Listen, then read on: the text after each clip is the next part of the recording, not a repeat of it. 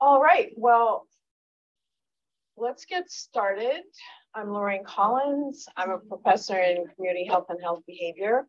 And I want to welcome everyone to our first in-person brown bag in the past 3 years. This is very exciting. I wish there were more people in person, but I also want to welcome the folks who are online. So today we have the pleasure of hearing a talk presented by Carole Rudra, PhD.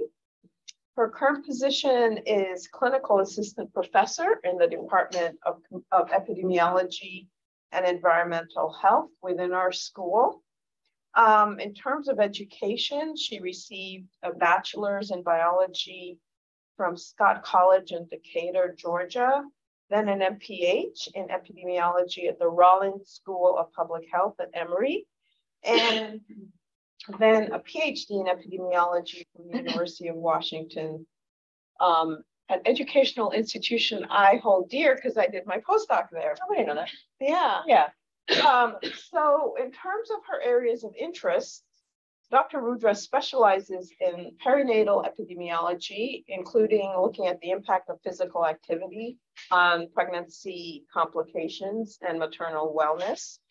She's used GIS, geographic information systems, to assess environmental exposure assessments, and in epidemiologic studies of physical activity. She has worked as a research scientist in the health insurance industry and as an independent epidemiologic consultant. So today, she's going to present a talk on clinical and cost-related outcomes of palliative care. I'll turn it over to Dr. Rudra. Thank you, Dr. Collins. Thank you for attending in person and online. I appreciate it. I'm honored to be the first in 3 years. Shoes to fill. And I'd also like to thank my collaborators on this, and there were many of them. I worked with some great people from Center for Hospice and Palliative Care, Independent Health, and the Kaleida Health System. I'm talking about 2 published studies today. Here's the citations, and if anyone would like any of the references that I mentioned, just send me an email. So as Dr. Collins alluded to, I've kind of had a winding career path, and I started out in academic research, and I did specialize in perinatal and reproductive epidemiology. And when I look back on my time as a principal investigator, it's like being a French chef at the head of a French brigade, really a group of experts who have years of training and experience, and you're all working together over a long time to materialize this vision, right? And that's what it was like. But I left that after a while, and then I went to work as a research scientist at Independent Health, which is a local health insurer. And when I look back upon that, that was more like being a contestant in the Great British Baking Show. So this is the epidemiologist, and you're given a brief. I don't know if you guys have seen this, but they're given a brief, and they have maybe like 3 hours to make a wedding cake out of spelt or something. So it's something you know how to do, but you may have never expected to do this in your life. And you have a lot of people watching you very intently. So it's a high pressure environment, time crunch. So very different environments. And after that, I did some time, as Dr. Collins said, as an independent consultant. And that's just like running a bake stand, because you're really just catering to your market. So the work that I'm presenting today spanned these 2 portions of my career. I started doing this at Independent Health, and I continued on it as an independent consultant. And when I came in, one of the reasons I want to mention that, well, 2 reasons. It was very challenging in ways that are different than academic research was, just a different model. And for example, I didn't come in as a subject matter expert. I knew nothing about palliative care when I started this. So that gave me a lot of challenges, but it was really fun. I imagine being a contestant on the show could be pretty fun. And I really have learned a lot from it. And here's some of the stuff I didn't know. So palliative care is designed to improve the quality of life for patients and their families. So this is somewhat medical and somewhat not. And unlike a lot of medical care, there is emphasis on families, caregivers. And you can divide the aims of palliative care roughly into medical and more psychological, social, and even spiritual aims. So palliative care aims to manage and control symptoms, particularly pain, Palliative care physicians and palliative care team members, they do not replace a patient's usual, their existing primary and specialty physicians and other healthcare providers. They collaborate with them. So it's add-on care. One of the main goals is to minimize unwanted or unnecessary healthcare. And for a lot of people, that's emergency room visits. None of us want to go to emergency room. We want to minimize our hospitalizations. Palliative care provides ongoing on-call nurse support, so there's someone you can reach at all times. And they provide a lot of these social other services. So care coordination, helping people navigate the complex health system that we have, educating people on their disease, their options, helping people plan their care goals and complete advanced directives. So advanced directives are things like the do not resuscitate form. So people can really anticipate their healthcare needs as they're dealing with a serious illness and put in place procedures and documents so that their care for the rest of their life matches what they want. And that's very important to most people. And palliative care provides emotional support, again, for patients and families, stress reduction, and linkage to community resources. And this can occur in pretty much any setting. There's palliative care that can be provided at home. It can also be provided in healthcare facilities. There's a lot of confusion between palliative care and hospice care, and that's because they overlap quite a bit. As some say, the hospice care is always palliative, but not all palliative care is hospice care. One of the sharpest distinctions is that hospice care is really targeted to people who have a short life expectancy. So it's really end of life care. Typically in the US, that's defined as 6 months or less life expectancy. Palliative care is not end of life care. It can be, but it doesn't have to be. It can be for anybody with a serious illness based on their needs. So it's not based on prognosis. And palliative care, as I've said, the emphasis is on comfort, quality life, and helping the family. Hospice care, there's a lot of overlap here, but hospice care is a little more focused on pain and symptom management, although again, there's overlap.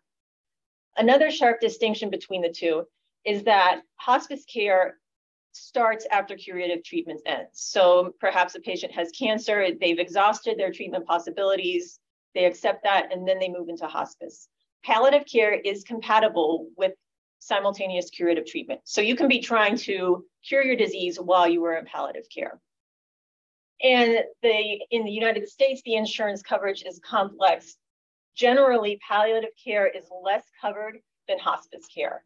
And particularly, the coverage for palliative care is variable and spotty across different insurance products. So palliative care, when we study the effects of it, we want to understand whether it's effective. We can consider a lot of measurements of effectiveness. One of them, of course, is symptom control, keeping the patient comfortable, reducing pain as much as possible and other symptoms, keeping satisfaction with the services that are provided, advanced directive completion. As I mentioned earlier, this is important to make sure that care is consistent with personal preferences. And then palliative care aims to reduce, or a corporate phrase for this is right-size healthcare utilization, particularly reduce utilization of unnecessary or undesirable services such as the emergency department unless it's really needed. So preventing exacerbation of symptoms that they get so bad that someone ends up in the ER. Palliative care aims to reduce hospitalization itself, also reduce the likelihood of readmission, reduce the length of stay of in hospitals. And all of these get wrapped up in reducing healthcare costs. Who is eligible for palliative care? The eligibility criteria are not consistent from provider to provider, from area to area. The CAPC, the Center for the Advancement of Palliative Care, advises these eligibility criteria. So it's for people who have a serious illness, and then one of, or at least one of 15 general criteria. I didn't put them all up here, but it could be medical criteria, like they've lost a lot of weight. It could be social criteria, psychosocial criteria, like they don't have a lot of social support. Maybe they don't have a caregiver at home. So it's a mix. And on top of that, depending on their particular diagnosis, there are additional criteria for cancer or for neurological diseases. But you don't have to have cancer or neurological diseases. You can have COPD and be eligible for palliative care. Advocates of palliative care think it's very important that the care should be timely. I put that in quotes because there's not a consistent definition of what timely care is. As you are probably sensing, these eligibility criteria are quite wide, and there's a lot of variability in who is, people with serious illness. So what may be timely for one person may be too early or too late for another person. But timely palliative care is thought to be important because you need time to really get ahead of pain and adverse symptoms. So you don't want to get to the position where a person is in a lot of pain. Ideally, you prevent that from happening in the first place. And so you got to get in early before the disease, it's serious, but before it really progresses.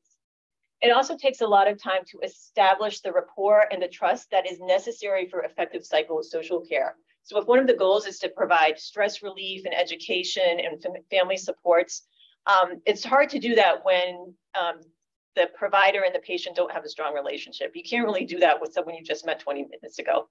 It's probably not as effective. Excuse me. And similarly, it takes time to set end-of-life goals and advanced directives.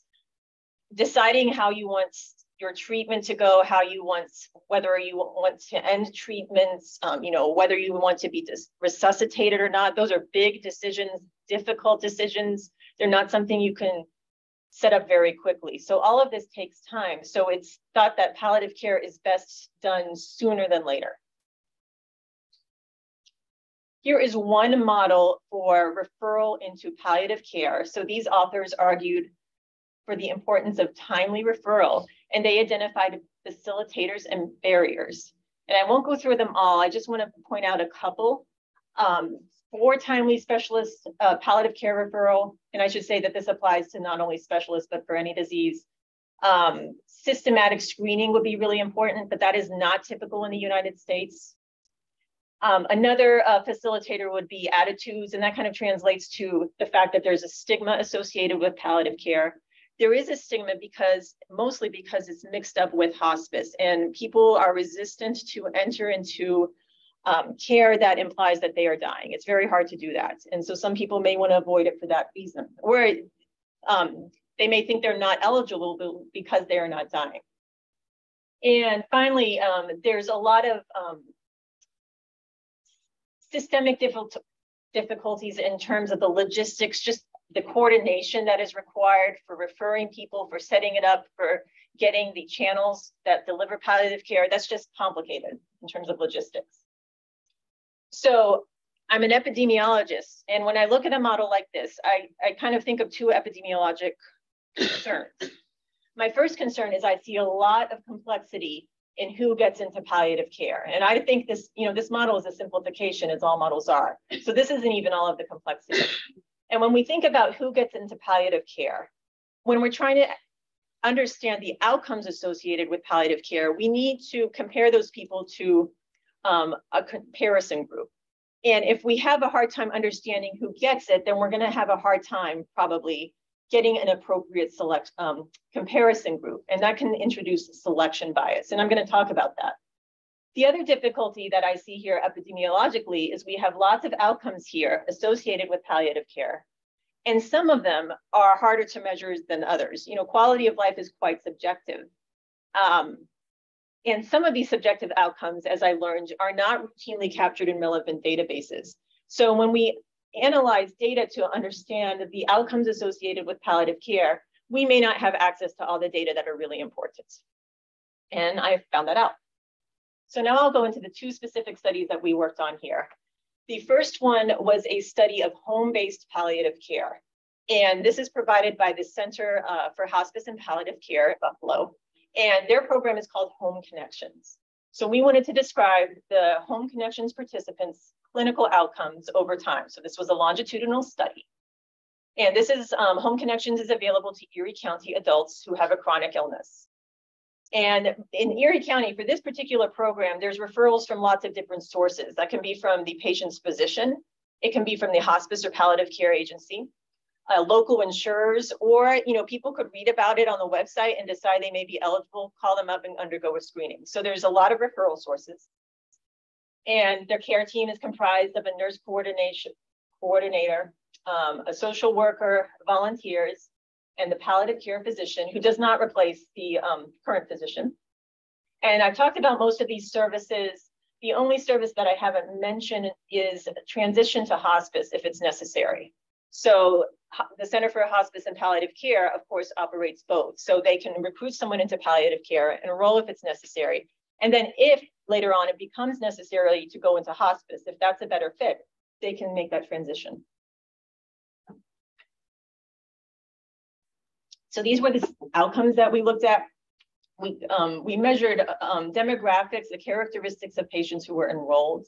And we measured the nuts and bolts of their enrollment, how long they were enrolled, how many encounters they had total and per week. Did the patients complete their advanced directives? When they were discharged from palliative care, where did they go? Did they go home? Did they go to hospice? If they died, where did they die? And there were also pretty regular, about weekly measurements of their symptoms using the Edmonton Symptom Assessment Score. This is very commonly used in clinical care among people with serious illness. And this measures 8 domains, which I will show you. They include symptoms like pain and well-being and nausea. And we also measured patient, caregiver, and physician satisfaction with the program. So we looked at these outcomes in about 500 participants of Home Connections who were enrolled between 2008 and 2013, so 5 years. And at the time of the analysis, we ended up excluding about 1/6 of enrollees because they were still participating and we really wanted that longitudinal data. So this was most, but not all of them. And this, as I mentioned earlier, this study was done at Independent Health. So we were looking only at members of Independent Health, this one insurer. Most of these members were members of their Medicare Advantage program. So that's the private Medicare.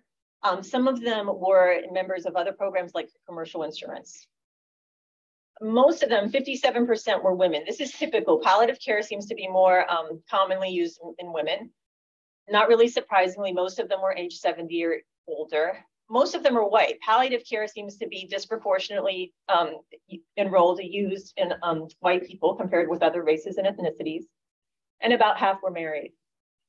And at least in this population, the referral sources were roughly evenly split among physician, hospice, so Buffalo Hospice, and the insurer. And here, when I say insurer, I mean specifically Independent Health. And this is not true in all populations. Only a very few were referred from healthcare facilities like hospitals. About half of the patients had cancers. The next most common diagnosis was a circulatory system disorder. The typical enrollment in home-based palliative care was about 14 weeks, so about 3 months, ranging from 4 to 29 weeks. Most patients saw a member of the palliative care team a little less than once per week. And the duration of enrollment, we did see variations there according to demographics such as race, age, and referral source. Nearly 90% of the patients or the participants completed advanced directives, like the do not resuscitate and the MOLST directives. And we also saw variation in that. We saw that completion of advanced directives was highest among white, older, and widowed participants. And it also varied by referral source. After palliative care ended, almost half of these patients were discharged to hospice. So their disease progressed and it became a terminal illness. And so it was appropriate for them to go to hospice. About 1/3 were discharged to either home or self-care. So maybe they live in a nursing home. And about 1/4 were discharged to a facility like a hospital. And there were some demographic variations in discharge disposition patterns. We looked at these people who were enrolled in palliative care, and because we were doing this analysis with Hospice Buffalo, they had data on hospice patients who had never been in palliative care before they came into hospice. And using that data, we found that the patients who were discharged to hospice, their duration of hospice enrollment, so not palliative care, but hospice enrollment, was about a month longer than the patients who came directly into hospice from other referral sources. So palliative care seems to influence the duration of enrollment in hospice. About half of the patients died during their enrollments in palliative care or afterwards. So for instance, in hospice, about half of the patients who died at home. And we did not see much demographic variation in location of death. And these are the results looking at symptoms over time. So here are 8 graphs. Each of them show a symptom that is measured by the ESAS, and these symptoms are scored. And so the x-axis for these graphs is week of enrollment. So most of these symptoms they asked about at every visit usually. So we have about weekly information from enrollment in palliative care up to 30 weeks. And as a reminder, most patients were enrolled for about 14 weeks. So the sample size gets rough at the end. Our y-axis here is the score. It's normalized, so higher scores are better. So we want to see scores at the top of the graph. We divided the patients into two groups for each symptom. So some people came in and they didn't have any problems in a particular symptom. So those are the gray lines. So there were people who came in and they were not feeling anxiety. So they didn't have any room for improvement. But there were other people who came in and they were feeling anxiety. So there was room for improvement for those. So those means are shown in the black lines. So in general, across all of these 8 symptoms, most people who had poor symptoms at enrollment improved over time. So in other words, most of those black lines went up over time during their enrollment in home connections. And most of the people who came in with well-controlled symptoms stayed good. Their symptoms remained well-controlled. So those gray lines mostly stayed up at the top of these graphs. 2 exceptions. Weakness and pain, we didn't see much improvement in those for people who came in with poor symptoms. So people who came in with weakness, that didn't seem to improve very much.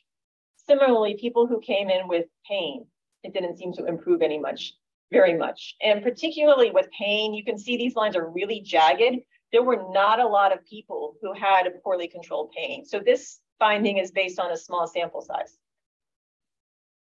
We zoomed in and we took these data and we fit multivariable models. So we adjusted for some confounders and we really broke it down to see when these improvements happened, specifically with regard to timing of enrollment.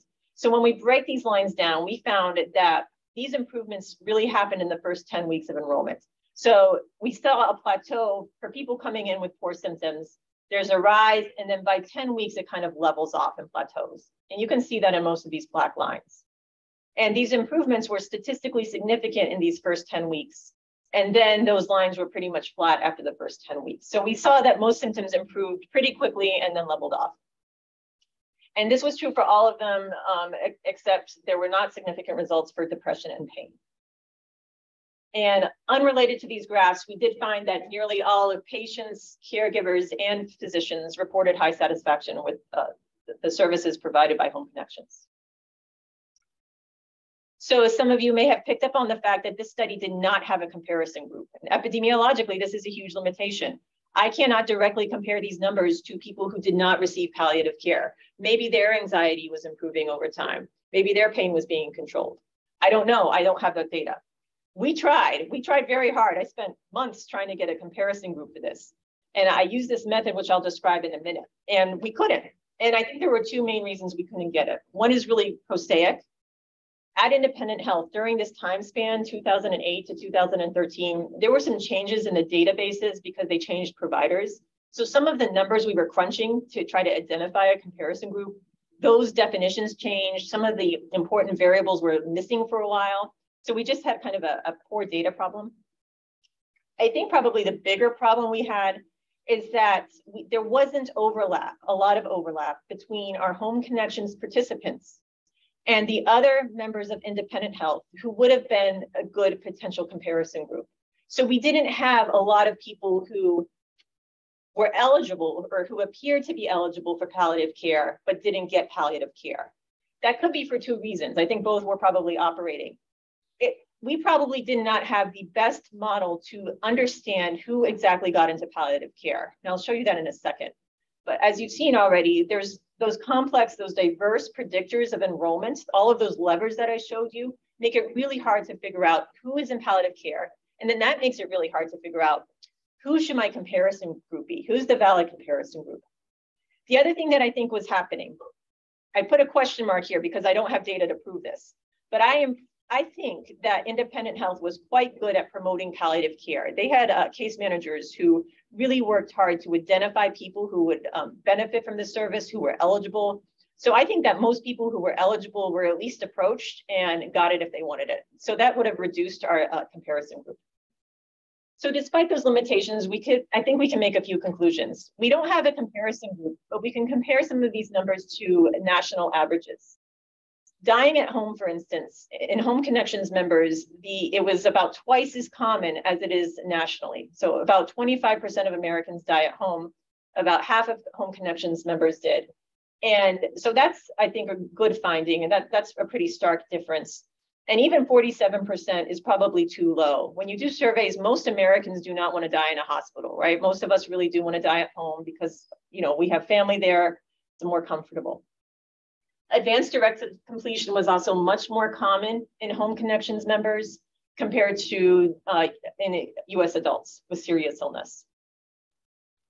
And we also saw, as I mentioned earlier, we saw that people who were in palliative care had a longer duration of hospice enrollments than people who were not.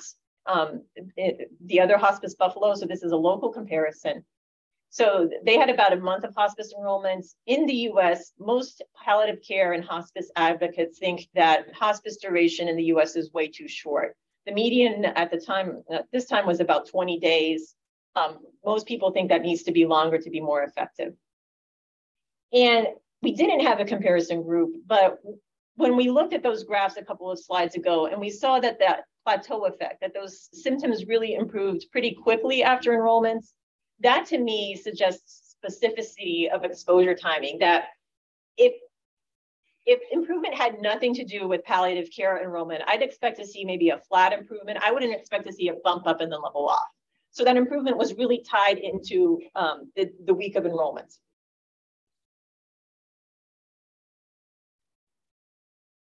And now I'll talk about the second and last study. And this one focused on inpatient palliative care. So provided at a hospital during a hospitalization.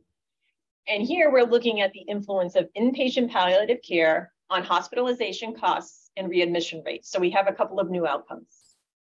So for this study, we had about 1,000 participants who of palliative care. They were hospitalized at either Millard Fillmore or Buffalo General in 2012. And we basically took everyone who was in palliative care at that time, but we excluded 5% of them who had a really long length of stay because they may have just been different in some way. So we excluded that tail. And we did find a comparison group, equal number, about 1,000 patients. They were at the same two hospitals in 2012, but they did not receive palliative care. And I'll talk about how I identified them. It's this method called propensity scoring, which I'll describe in a minute. So we compare these two groups based on two outcomes. What were their hospitalization costs? We looked at overall costs, we looked at cost per day, and then we sliced and diced those into categories. And did they get readmitted into the hospital within a month? That's the 30-day readmission rates. And we wanted to focus on really true hospital admissions. These hospitals had these palliative care swing beds. So someone could be in a hospital, but they're only getting palliative care or they're only getting rehab. So we didn't count those as true hospital readmissions. So propensity scoring is how we found our comparison group. And for those who are not familiar with it, propensity scoring is a kind of a fancy statistical method where we frequency match people on exposure. So most epidemiologists, when we think of matching, we think of case control studies where we match a case, a person with an outcome, to a control, a person without an outcome. But here we're matching someone who's exposed to someone who's not exposed. So here, exposure is participation in palliative care. So what we do, the first step is we fit a model where we try to figure out to predict who gets palliative care. So what are the predictors of palliative care? So we fit this model that says the log odds of palliative care participation is a function of a bunch of predictors. In this case, the predictors were demographics like age and race, insurance status, insurance products, their physician specialty, their diagnosis, the severity of their disease, how long they stayed in the hospital, and whether they were alive or deceased at discharge in the hospital. We fit two models. So these are to predict participation. And we predicted separately participation of people who survived their hospital stay and people who died while in hospital. So for all of these people in palliative care, we now have an estimate of the probability of the likelihood of participating in palliative care. We know that they did it, but we also have the score that estimates how likely it is that they would have participated based on all of these demographics and other characteristics. So we've estimated that. And we do the same thing. We fit this model to a bunch of people who didn't participate in palliative care, but they were hospitalized at the same time. So they weren't exposed, but we can plug all of this data in and we can estimate scores for them. So those are the propensity scores. Everyone gets their own score. And then what we do is we take every person who was in palliative care, we look at their score, and then we find a person who wasn't in palliative care, but who has a very similar score. That's called the nearest neighbor method. So you're matching a participant to a non-participant who has a very similar likelihood of getting into palliative care. They didn't get into palliative care, but they had a similar likelihood based on this model that we fit. And their scores have to be close. We can't, we have rules about how close those scores are. They can't be very far apart. And we did in fact exclude about 5% of our participants who we couldn't find a good match for. So the purpose of doing this is to mimic and randomized experiments. And epidemiologists are very familiar with this concept. This graph here shows the concept of confounding. So here I'm trying to estimate the relationship between palliative care participation and all of these outcomes, costs, whatever I want to look at. I'm trying to figure out if there's a relationship between that outcome and that exposure. But I know that palliative care participation doesn't happen in a vacuum. It's related to all sorts of things. It's related to age, diagnosis, race, all sorts of things that I maybe haven't even thought about.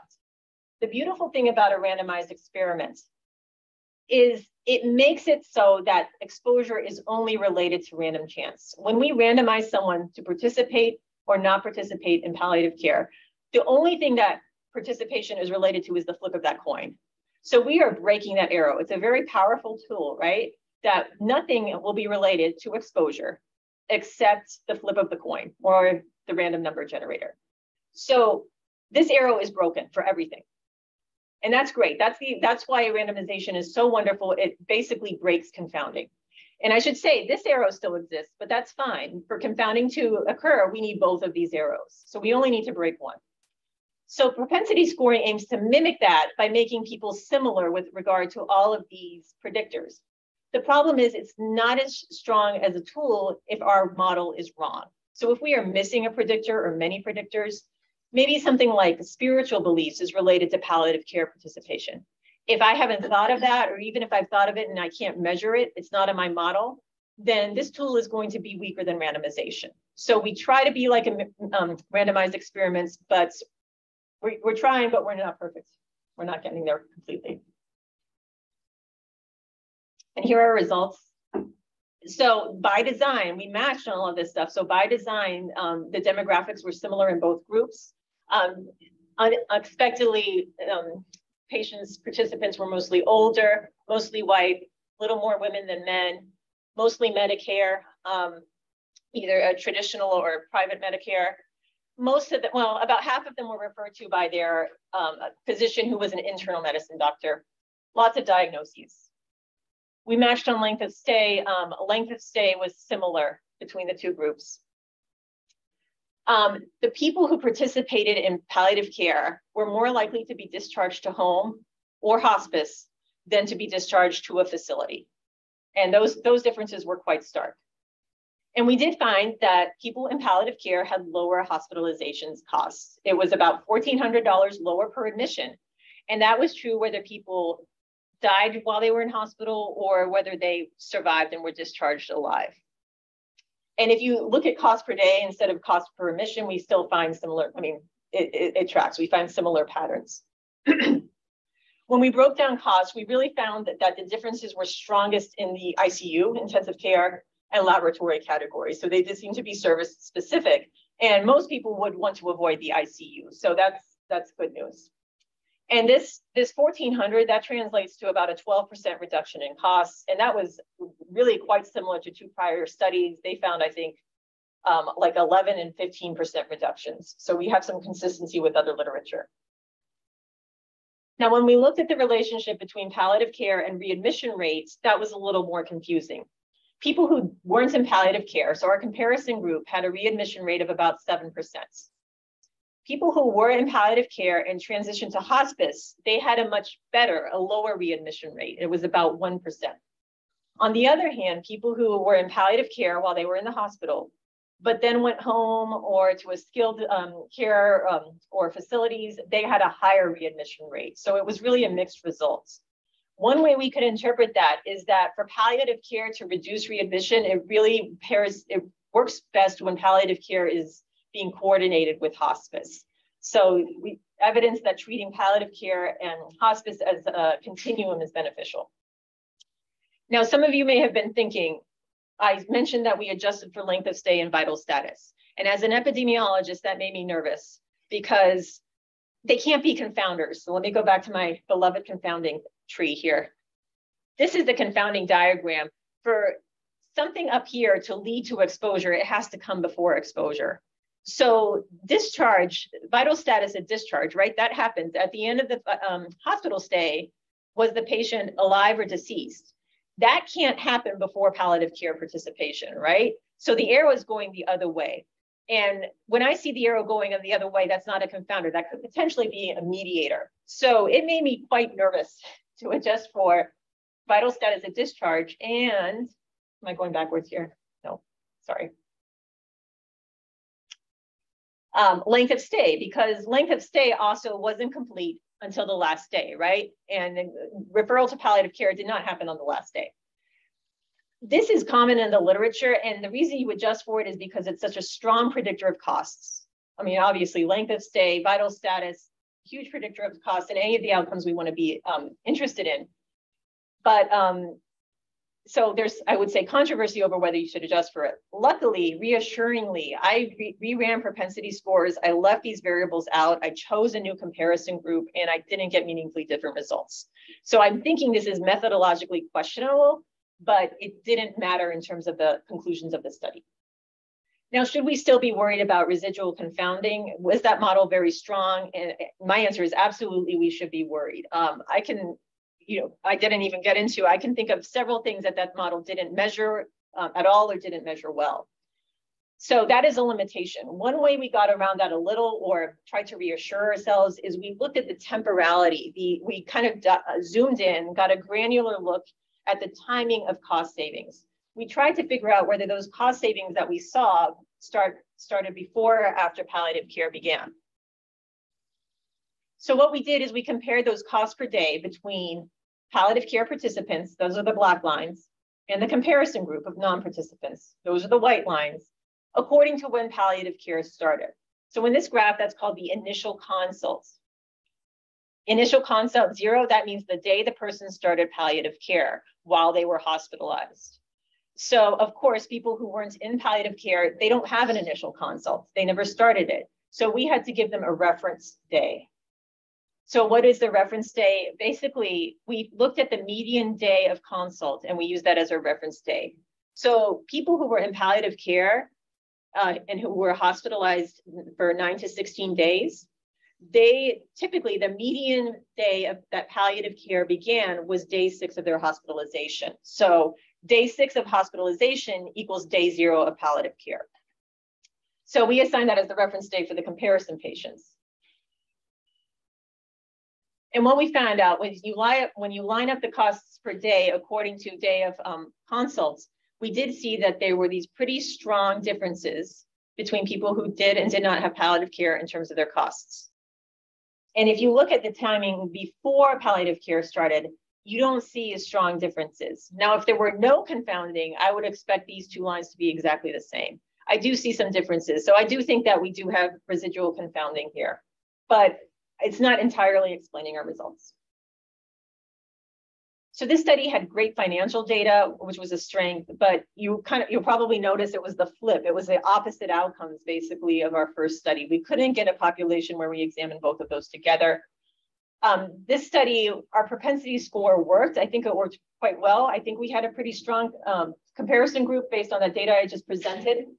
But on the other hand, I think this was a less generalizable study because these were patients from 2 hospitals. I would imagine that the referral patterns within hospitals for hospital-based palliative care are much tighter than they are for general in-home palliative care for everyone who lives in a particular county. So that's a strength and a weakness. And one thing I learned from doing both of these studies and the other studies that I've done with Hospice Buffalo is it really requires for us to understand the effects of palliative care and hospice, we really need collaboration among all of these entities and providers that have the data. And that can be practically very challenging. So we're still going with this work. There was pretty much a pause during COVID, but we are just starting another examination. We're going back to home-based palliative care. This time we're looking at Medicare beneficiaries in a local medical group. So it's again, a smaller, more well-defined population. And what we're doing here is a little different because we're looking at that palliative hospice continuum I mentioned earlier. We're comparing people who just received palliative care with people who receive both palliative care and hospice, and looking at cost and clinical outcomes. This will be about 10 years of data using, these databases. I anticipate some of the same challenges that we've already seen in these previous studies.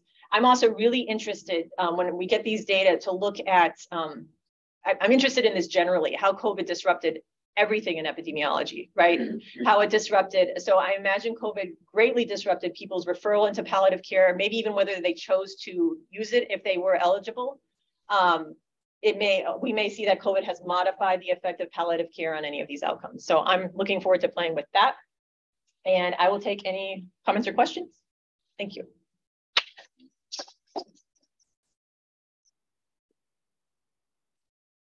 So I want to thank everyone who's here. Thank Dr. Rudra for a very interesting presentation. I know I learned a lot. And open it up for questions. Yes. Carole, wonderful talk. Thank you. Thank you. I'm curious about some of the cost aspects. So in the hospital-based study, I imagine you could look at procedures and medication, like you could get some subcategories of cost. And is that something that you looked at, or is it not available? We did break it down and slice and dice it. So we looked at pharmacy. The big groups were ICU, pharmacy, radiology, and I can't remember, that may have been separate from diagnostic imaging. Yeah. And I think I'm probably forgetting something. I'm sure I'm forgetting something. But we really saw, so we sliced and diced more than I presented here. Yeah. We really saw that mostly in the ICU. Yeah. But we can, I mean, in particular, we did some, when I said that I was playing around with those comparison groups, and we never felt, this was actually a great example of publication bias. We did a lot of analysis in that first study for home connections using a comparison group. And we really did drill down into subcategories of procedures and cost buckets.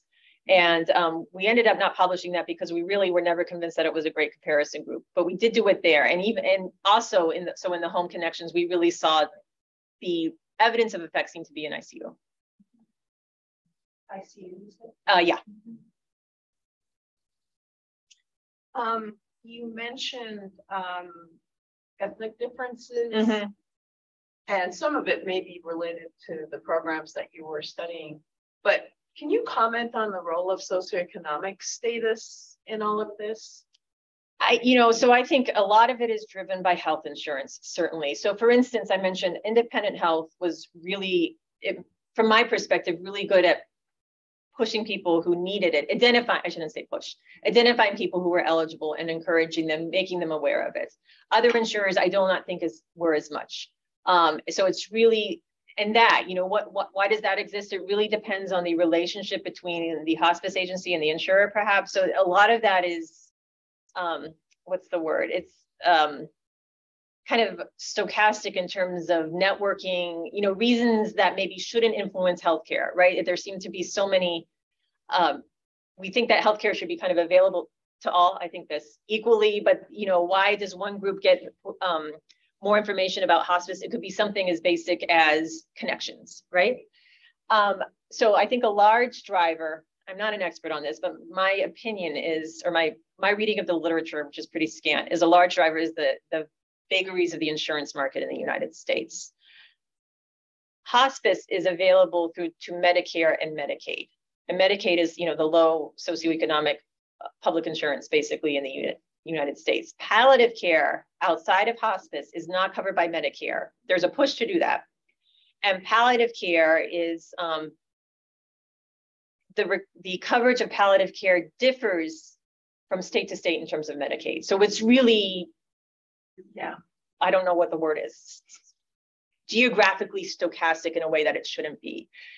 That said, I think there are the racial difference, I think some of that can be maybe tied to socioeconomic status. Maybe some of it isn't, and I don't know. There's not a lot of literature on that, and I think that's really fascinating. I think that probably requires some qualitative research. There probably is some out there that I'm not familiar with, but I think, the understanding, I think what we're missing, and certainly in these models, and I think also in the literature, is that the thinking about why you would choose, when do you choose palliative care. I think it's really complex, and there's a lot of psychology that goes into that. And that's my mom, she had a terminal illness, and it's just very poorly understood, I should say. I'll stop there. Okay. Yeah. And I just want to invite people who are on Zoom that you can pose questions. So Jill Patel and exercise nutrition science, I'm wondering what your hypothesis is. My hypothesis, so the first one, let me go back and go to the goals. We thought that it would reduce specifically mostly ICU. That's the goal. The goal of, so in terms of costs, the goal of palliative care is not to cheap out and reduce any cost, right? It's to really target healthcare utilization and make it appropriate. So when you say reduce, some people are interested in cost reductions, but not across the board. So what you really hope to see is a reduction in ER utilization. Most people, there are times when we really need to go to the ER, but many of us would like to avoid that as much as possible. So reducing ER utilization specifically, reducing ICU utilization. What am I missing? And we did, going into it, we hypothesized that they would have better symptom control because that is one of the goals of palliative care. So we were really, our hypotheses, I guess I should say, were in line with all of those goals that I presented earlier in the talk.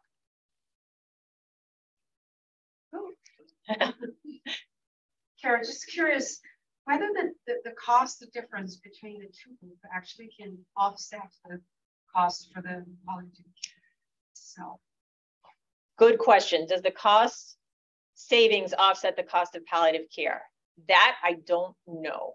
We did not calculate that. That is an excellent question, and I don't want to speculate. So I'm not. I will speculate. I would think probably not, but even if it doesn't, I would say. So I'll say I don't know. But even if it doesn't, cost is one of many outcomes we should be thinking about. And this, when I went into health insurance, I had never thought about cost in my life. I took the required health policy management my first year of the MPH, right? And we talked about money. And I'm like, I never want to talk about money again. Like epidemiologists, we don't think about money, but we should. We absolutely have to. But I got a very different perspective at the health insurer where they're very focused on money. And that's also a rational viewpoint. But there's some balance there, right? Cost reductions are important, but so is appropriate care, and appropriate care may be costly. So sometimes there's a trade-off. Thanks, Carole. Thank you for your talk. You actually kind of started the question for me because I was wondering, so if there's this cost savings, it's not $1,400 net, it's $1,400. Yeah, we may actually the cost of the palliative care. Why doesn't this become standard of care? We're delivering whatever it is that palliative care is delivering.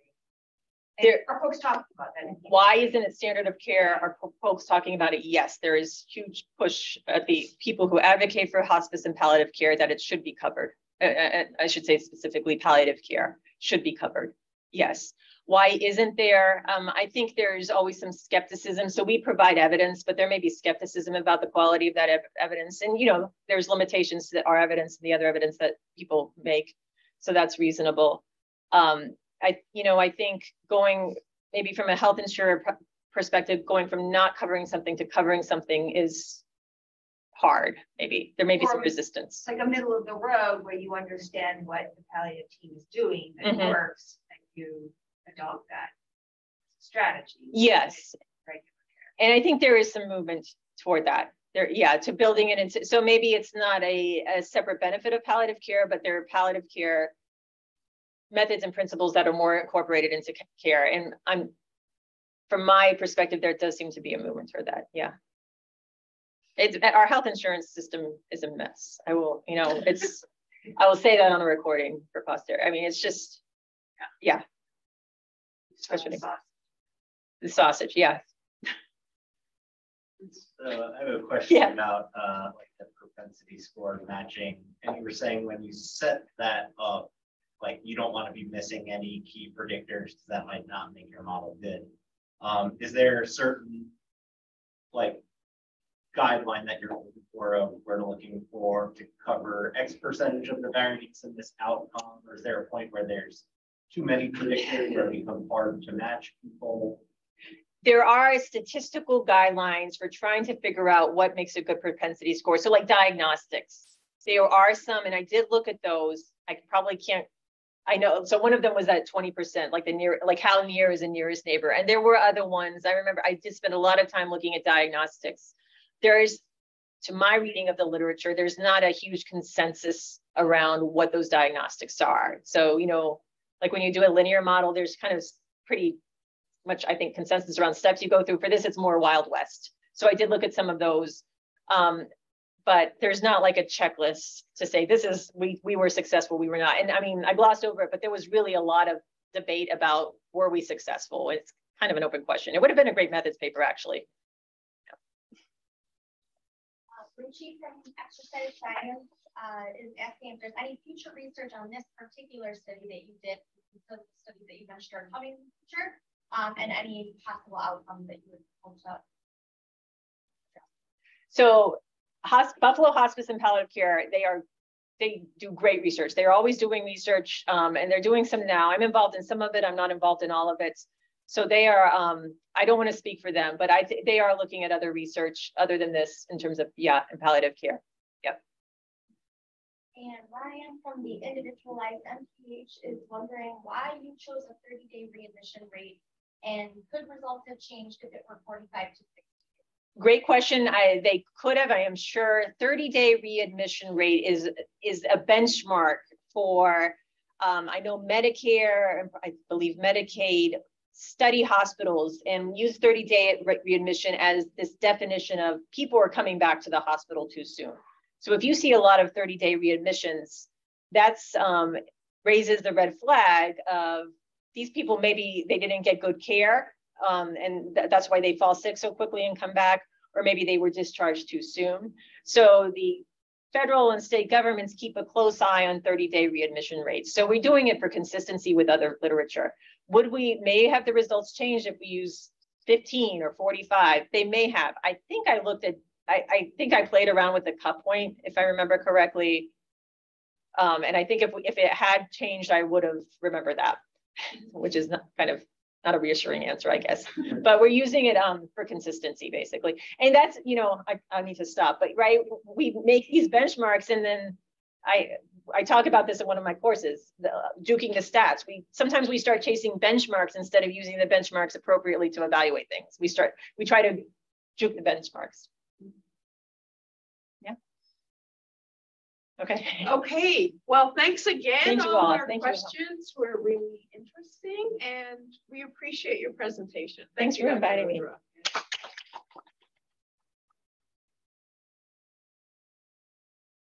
Did I do anything with it? How does this end? Yeah, how does it end? Can you turn that off?